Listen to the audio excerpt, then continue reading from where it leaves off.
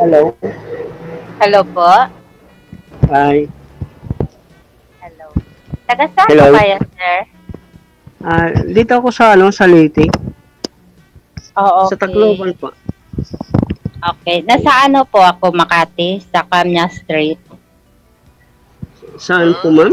Ay, Sa Makati, sa Camia Street, sa Barangay Camia. Wag mo na banggitin yung barangay, ma'am. Basta sa Makati. Okay.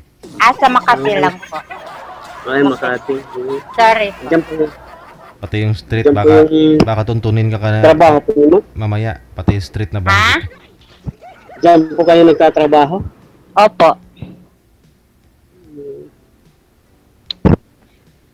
Ano, may asawa ka na dati po, sir? Oo, dati mayroon. Ilang years na kayo hiwalay? Hiwalay ba or Hiwalay po. Siguro, 2019. 2000? Oo. Medyo tagal na pala eh. Oo. Kaya umuwi ako dito sa amin. Ano work niyo, sir? Dati cook po ako dati. Nagtatrabaho diyan din sa Makati dati, Ngayon, sir. Ngayon sa daw. restaurant. Ngayon daw po ano trabaho nyo? Ngayon, nandito pa ako sa tita ko na tulong din sa pagluto din ng may kantin kasi siya dito eh. Kumbaga ako rin nagluluto dito. Bali yung asawa nyo naiwan po dito sa Maynila. Ay, wala po sir. Nandun po siya sa Pangasinan. Ah. Pero may contact din kayo, sir. May anak ba kayo? Oh, may anak po. Pero wala lang akong contact. Yung na lang. Tawag ko yung mga bata na lang minsan na chat sa akin.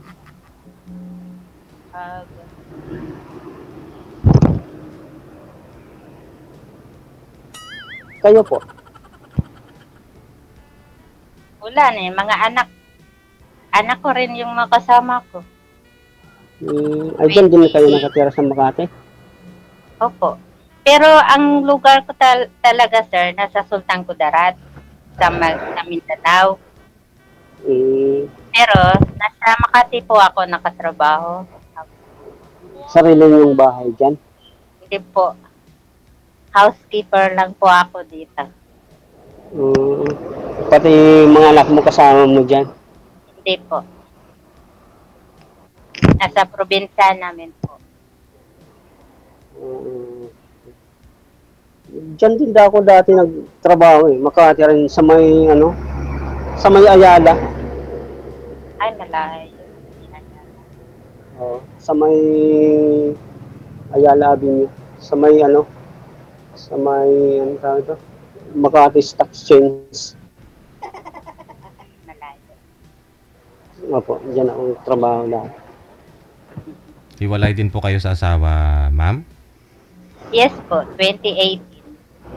At 2018. Tagal na ko lang hiwalay. Tagal na, sir. Iwala. Hindi ka na nag-asawa. Hiwalay ng bahay. Hindi.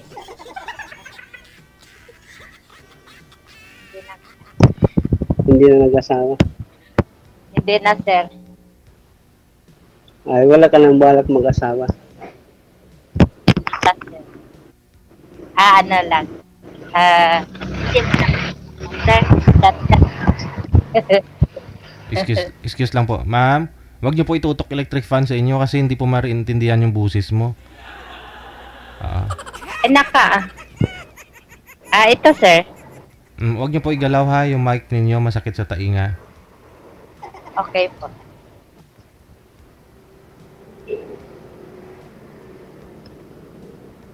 Ano po yun, sir? Hello? Sabi ko, wala ka nang balak mag-asawa ulit. Hindi na po. Ay, hindi man sa ganun nga walang balak, sir. Kaso lang, kung mayroon man, edi chat-chat lang. Muslim po kayo? Kung magkaroon ka ng asawa, chat-chat lang kayo ma'am, hindi na kayo magsama, ganon. Ay, siyempre sir, bago pa naman, edi chat ka muna. Ah, ano po kayo, ma'am? Muslim? Hindi po. Hindi mo siguro alam, sir, kung Muslim. Isa ako IP. Nasa Sultan Kudarat. Um, Hindi mo alam yan, sir? ngayon po. Yung IP? Isang IP? Hindi po, ma'am. Ano po yan? Indigenous people sa... Yung mga katribo, sir? Endangerous? Indigenous people? Indigenous?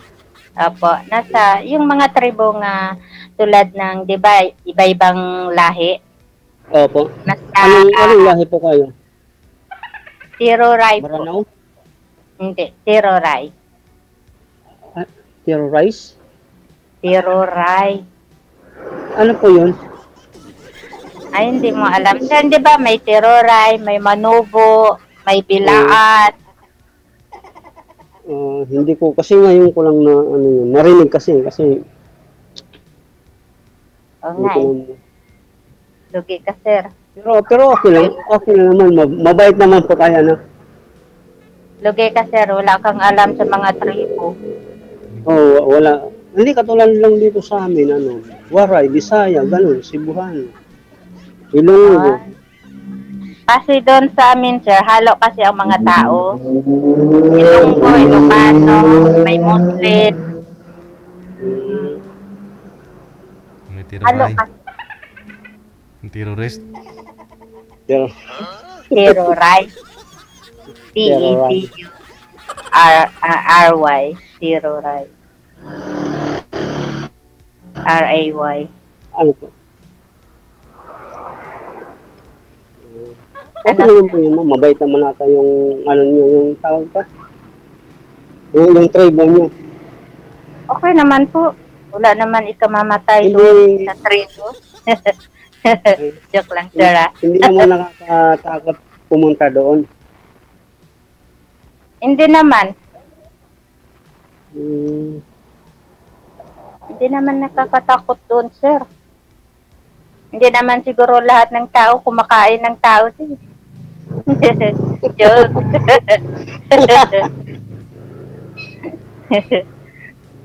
Eddie, wow.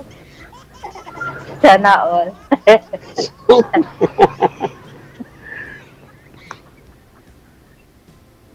Ay, yung mga anak ko pala, sir, nasa inyo din? wala Nakatira? po. Hindi naman kasi, hindi naman kasi niya binigay sa akin. Ay. Sabi ko okay lang kasi gusto ko lang naman hindi sila magkahiwa-hiwalay ba. Doon na lang sa kanya. Pero ginasuportahan mo sila, sir. Ano pa? Ginasuportahan mo man sila. Opo, nakasuporta dati. Dati? Bakit ngayon wala na? So, kasi parang parang nagkagulo kasi yung ano namin yung mga kondo, parang nagkakalukuhan na lang ba. Kaya in-stop ko muna yung padala ko doon sa kanila yung yung pang-allowance na sa sa eskwelahan. Kasi ang sabi ko, dito na lang kayo mag-aaral sa amin. Dito ko na lang sila, pupuntahin ko lang dito na lang sila mag-aaral sa probinsya namin. Yun ang gusto ko. Ayaw naman payagan. Sabi ko, dito na lang kayo kung gusto mo. Sabi ko, kung gusto nyo mag-aaral ng pwede naman kayo ako dito sa probinsya namin mag-aaral. Ano na po ba, sir? Elementary, high school, college na? Ang alin po, sir? Yung mga anak mo. Yung mga anak ko, second year college na po at saka yung senior high, grade 12. Aha. So hindi po kayo nagsusupport doon? Yung nanay na lang nagpapaaral? Opo, siya na lang kasi parang nanluloko na lang sila. Eh sabi ko, ibigay mo lang sa akin, hindi ako na lang magpapaaral dito. Papuntahin na lang dito yung mga bata. Hindi ako na lang magagastos sa pag-aaral.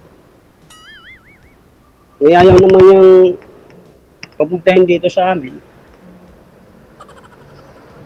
Kaya tinigil ko muna. Pero ewan ko lang yung itong pasukan kung anong mag-ano sila lang sa akin, mag-chat sa akin. Kung ano nila gusto mangyari na papuntahin nila dito. Kasi sabay-sabay na silang mag-college eh.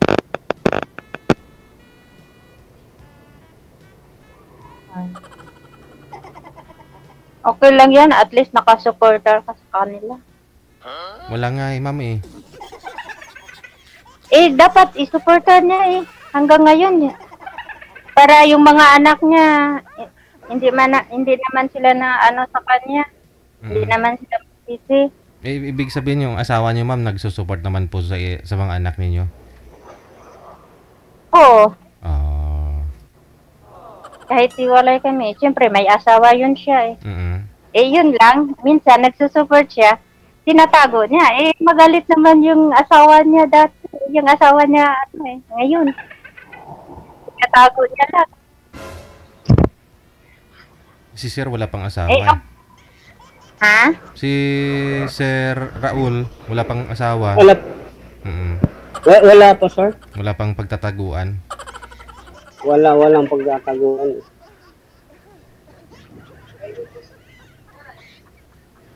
Walang pagtataguan kasi wala namang... At saka hindi na rin ako ano muna ng asawa sa ngayon. Sobogol. Kasi mahirap kasi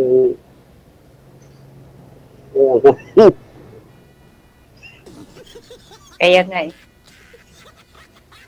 Kaya baka pumunta dito sa Molpot. Sabi ko, kailang welcome naman sila sa ako magpaaral sa kanila. Pero ayaw kasi kahit magbakasyon nga yung nasa Manila ko. Sabi ko, sige, bakasyon kayo dito. Eh wala, ayaw pumayag yung nanay. Ayaw payagan yung mga bata pumunta ng Manila. Kasi baka hindi ko daw sa ulis dun sa Pawin sa Pangasinan.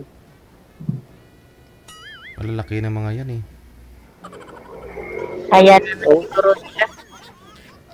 Kaya sabi ko, kung matapos kayo pag-aaral, pwede naman kayong bumalik ng Pangasinan. Kung ayaw nyo dito, sa akin, ayaw nyo dito sa, sa probinsya ko. Doon kayo maghanap ng trabaho doon sa Pangasinan. Sabi ko, at least ako, natulungan ko yung pag-aaral. Hindi, mas okay nga po yun, sir. At least wala kang obligahin dyan. Padala lang sa kanila. Ngayon siguro hindi na yun pupunta, sir. Siyempre, nabubuhay silang hindi mo sinusuportahan eh. Lalay. Bali, nitong lang naman po sir, bago matapos ang taon, nagpapadala pa naman po ako doon sa kanila nung sa eskwelahan. At tapos, hindi naman na sila natawag sa akin, hindi lang nag-chat. Kaya ganoon po yung ko kaya binakta ko na sa Facebook. Wala. Eh, wala na akong contact sa kanila. Kahit mga anak mo lahat? May mga rason po yan. May mga rason. Sige, change topic na lang kayo. Ngayon po, ma'am. 2018 pa po kayong hiwalay, 7 years. Magsi 7 years na. Yes po. May wala po kayo manliligaw sa ngayon, ma'am? O yun po kayo ligawan? Hindi po kasi nag-focus ako sa mga anak ko eh. Focus sa trabaho siguro. Siyempre mga anak mo wala naman sa'yo eh. Focus ako sa trabaho at saka mga anak ko, sir. Eh, siyempre yung mga anak ko, gusto pa nila. Kasi yung panganay ko, sir, nasa military. Tapos yung tatlo kasi yung anak ko, yung isa nasa farm. Eh, yun na lang yung punto ko nga babae, yun na lang ang nag-aral. Grade 11. Grade 11? Pwede na. Pwede ka na mag-asawa.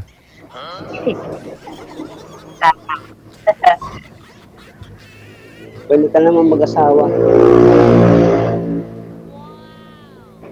May manligaw sa'yo. Pero wala kang bisyo, sir. Tulad ng, wala kang bisyo. Yung inom sa alak or ganun. Wala. Hindi naman ako gano'n lang. Nainom ako minsan lang. Mga isang buwan, isang beses lang. Ayan. Buti. Nakakalasing kasi yung alak eh. Kaya nga eh. Nakakalasing yung alak, kaya ayaw kong uminom. Baka ayaw mo minom, tago-tago ang inom mo eh. Joke lang. Wala, kahit hindi rin. Hindi rin. Aw. Mm.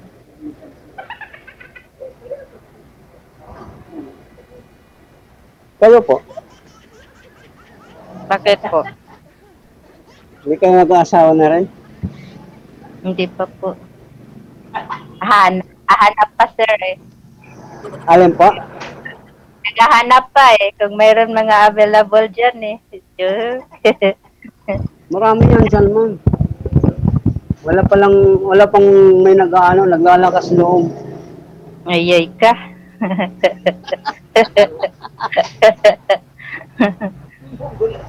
Kahit sa messenger ma'am, walang nanliligaw? Wala po. Kasi puro mga yung mga amo ko dito, sila na lang makukontak ko, mga pamilya ko, yun lang. Ay ganon. So ibig sabihin ngayon lang po kayo naghanap talaga. Hindi po kayo kahit sa wall ninyo, hindi po kayo nagpo-post ng mga Nagpo-post lang ng mga picture lang, ganun lang yun. Pero walang nagla-likes tapos nagla-love doon tapos sabay PM na ang ganda mo naman. Walang ganon. Wala po sir. Like lang, gano'n. Lang sila. Wala na.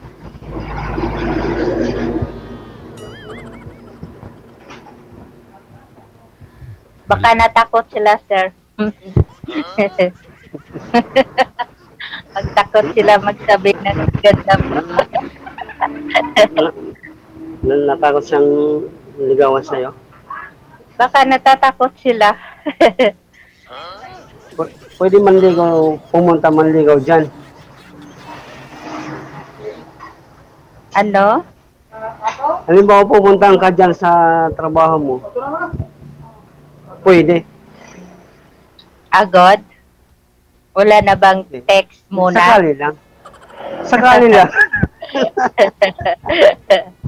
Text muna bago personalan. Diyos. Mabait mo una yung sasabi para pag sinabi na madali lang pumunta ron. Madali, magsakay ka ng sasakyan. Ano po? Magdali lang papunta. Hindi subdivision sa inyo? Opo. Mahirap makapasok dyan. Marami pang yan, kukunin sa'yo dyan. Dapat ikumpleto mo ang requirements. Oo. Hindi pwede nga makapasok dyan sa subdivision. Hindi. Ikaw naman po sir, wala po kayong nililigawan or may naging girlfriend ka po ba since 2019? Parang lang sir, mga tropa lang. Tropa? Bakit tropa? Ikaw? Wala namang liligawan. Parang friends with benefits, gano'n? Parang lang, in-enjoy lang yung buhay na na walang asawa. Uy, connecting si ma'am. Parang nabuhusan na yata ng load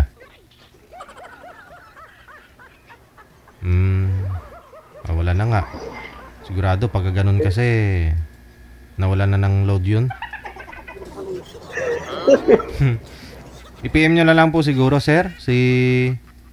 Ano po pangalan nun? Marlene, no? Si Ma'am Marlene. Para tuloy-tuloy ang usapan ninyo. Hingin mo lang yung Facebook account niya.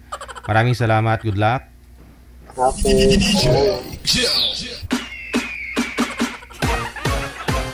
Mukhang ayaw yata maniwala ni ma'am na walang naging girlfriend si sir sa 6 years.